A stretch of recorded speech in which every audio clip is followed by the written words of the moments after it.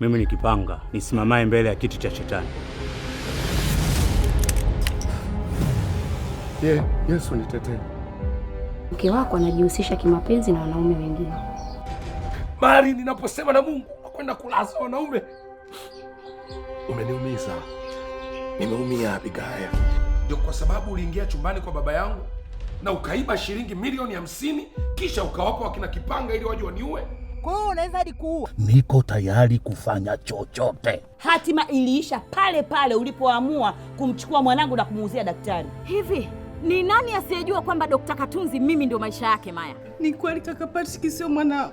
Ulinilewesha kwa makusudi ili upate kutimiza malengo yako. Mama Patrick ya kifa cha kutafuna nyama. Siku akipata hiyo time tumekwisha. Kwanza kabisa anamjua Mungu. Paulo anasema naye alituokoa katika nguvu za giza.